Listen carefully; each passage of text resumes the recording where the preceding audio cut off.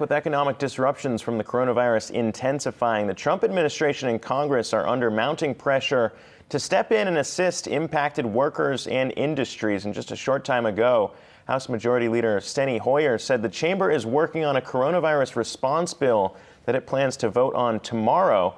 The legislation will likely include unemployment insurance along with paid sick, family and medical leave for impacted workers.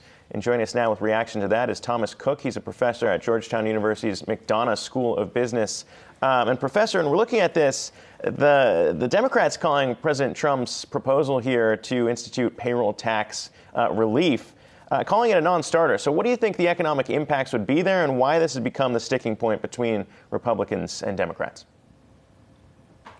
Yeah, I thought when the president made a suggestion yesterday on the Hill of lowering the existing payroll tax to zero on both employers and employees, that was such an extreme proposal without any substance behind it. Our history of lowering the payroll tax has not produced the results that you otherwise might think. The goal of stimulus is to encourage people to save, to not save, but spend their extra dollars as consumers. And the last go-around with this was 2010, 11, 12. That was not, in essence, what happened. Many people took the extra savings and decided to do just that, save it and not spend it. So as I looked at the conversation on the Hill this morning, tremendous pressure at this moment on the Democratic House to come up with a bill that will be acceptable to the Senate. So the ball is truly in the court of Speaker Pelosi and her team. And Mr. Hoyer made it very clear that in looking at a package, the reduction payroll taxes would be off the table. That being said, as I looked at the calendar, both the Senate and the House have time away scheduled in the next week or so. Yes, they got to get this done quickly. Thing, because that's exactly right. They've put pressure on themselves. Get it done, you get to go out of town. Don't get it done, you got to stay. Well, so the American people definitely want to see this get fixed. That's the one thing. I mean, we definitely want to see a resolution there. But when you look at the economic impact of that payroll tax reduction, I mean, President Trump was talking about having it go away all the way up until November when the election there. So you know what his thinking is.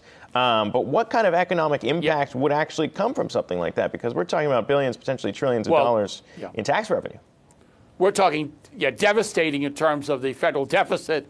But sometimes in Washington, D.C., no one wants to talk deficits and that impact. I think at the end of the day, this is probably not going to be for conversation now. Now, that doesn't mean to say that they couldn't have stimulus 1, 2, and 3, do this in various stages. Sure. What I am very concerned with today are the millions of employees around this country that work hard every single day, but when you think about it, have really no rights and no protection in the workforce. They're part-time, they're seasonal, they're independent contractors. That's the group that I'm absolutely petrified about in terms of them losing benefits and losing salary, and again, not being able to support their families and the consequences of that. The amount of tension and anxiety that atmosphere would be creating is beyond belief.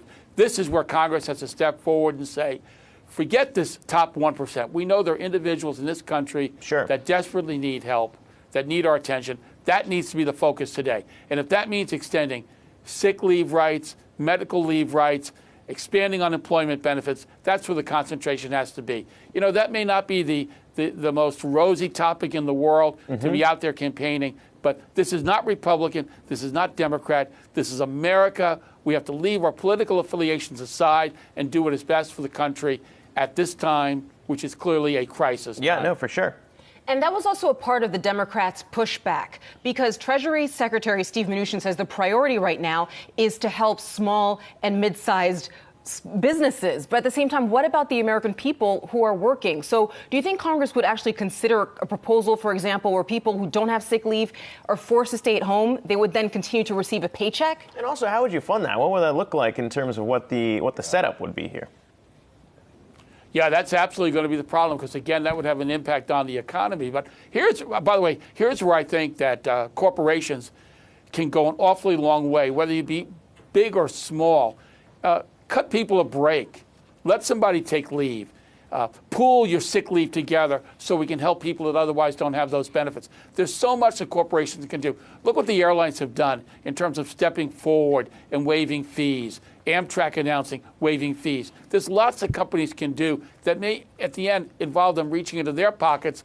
But let's face it, they've done very, very well under the most recent tax bill. Maybe it's time for corporations to step up to the table and show they're very honorable citizens as well. Yeah, no, we're seeing that from some of these other major corporations as well. But I think some of the concern here is smaller businesses or maybe independent contractors as well who really don't have anything like that could come in, like a Darden Restaurants, the Olive Garden owner, who's been saying that they'll be making their workers whole if they are indeed sick. But before we let you go, I want to ask you, too, because you are on the campus of Georgetown right now, Georgetown University, one of those colleges that is also going to be going virtual amid concerns over the coronavirus. We saw Harvard, Stanford do the same thing. What are your thoughts and what are you seeing right now on campus when it comes to students reacting to all this, not going to classes in person anymore? Well, the good news is that Georgetown University has had an online platform available to us in selected courses for a significant period of time. So as a faculty, we are prepared, ready, willing, and able to teach our courses either live or virtual. So we are absolutely ready to go. And I think the students' response will be not going to miss a beat. Classes will meet as scheduled. Everything will be as if we were in the classroom live. So I think very little disruption to our daily lives. And I give Georgetown, especially the business school, tremendous credit for being in the forefront, being in the leadership of how this technology can be expanded. We're very lucky to have so many talented individuals around us supporting faculty, staff, and administrators. Yeah, and you joining us remotely seemed to work just as fine as well. So Professor Thomas Cooke, we'll leave it there for now. Appreciate you joining us, sir.